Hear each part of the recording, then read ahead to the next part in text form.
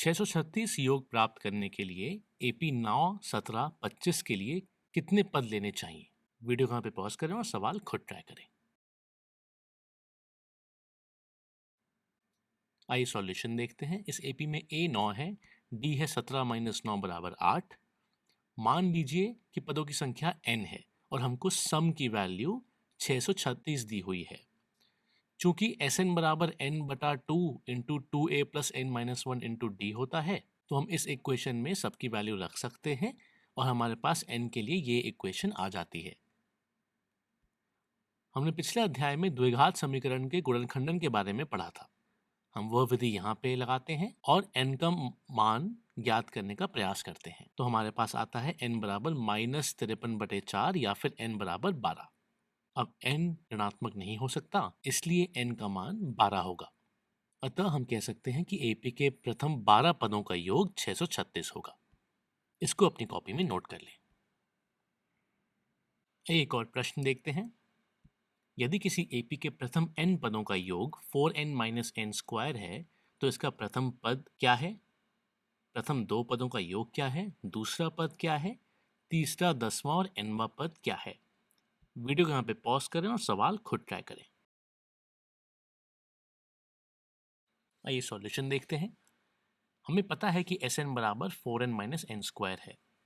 प्रथम पद के लिए n की वैल्यू 1 रख देते हैं, तो हमारे पास आता है S1 बराबर 3, मतलब कि पहला पद 3 हो गया। S2 के लिए n बराबर 2 रख देते हैं, तो हमारे पास S2 आता है 4, मतलब कि प्रथम 2 पदों का योग 4 हो गया। अब हमको पता है कि S2 बराबर A1 + A2 होता है, तो मतलब A2 मतलब कि दूसरा पद बराबर S2 - S1 होगा, मतलब कि 4 - 3 मतलब कि 1, तो दूसरा पद 1 आ गया।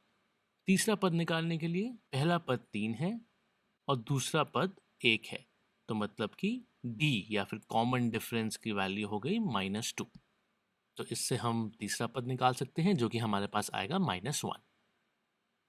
इसी तरह 10वां पद निकालने के लिए हम करते हैं A + n-1D, मतलब कि 3 + 10 - 1 9 इंटू -2, जिससे हमारे पास 10वां पद आता है -15। और nवां पद निकालने के लिए हम सूत्र का इस्तेमाल करते हैं, तो हमारे पास आता है nवां पद 5 - 2n। इसको अपनी कॉपी में नोट कर लें। आइए एक और उदाहरण देखते हैं।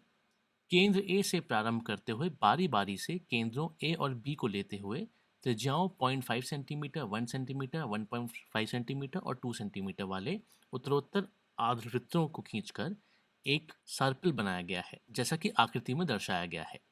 13 क्रमागत अर्धवृत्तों से बने इस सर्पिल के कुल लंबाई क्या है? आइए सॉल्यूशन देखते हैं। हम जानते हैं कि परिधि का सूत्र 2πr होता है, अतः अर्धवृत्त की परिधि का होगा πr।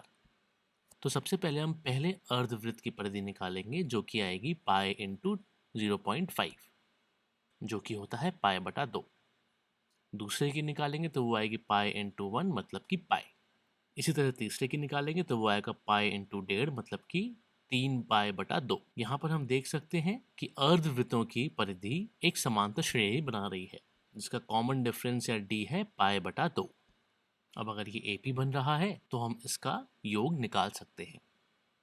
इस AP में A बराबर है π/2, D बराबर है π/2। 13 क्रमागत अर्धवृत्तों के बने सर्पिल को अगर हम पूर्ण लंबाई निकालना चाहें तो हमको S13 निकालना है। हम Sn का सूत्र जानते हैं, तो इसमें n की वैल्यू 13 रखनी है हमको और हमारे पास उत्तर आ जाएगा, जो कि आता है 143 सेंटीमीटर।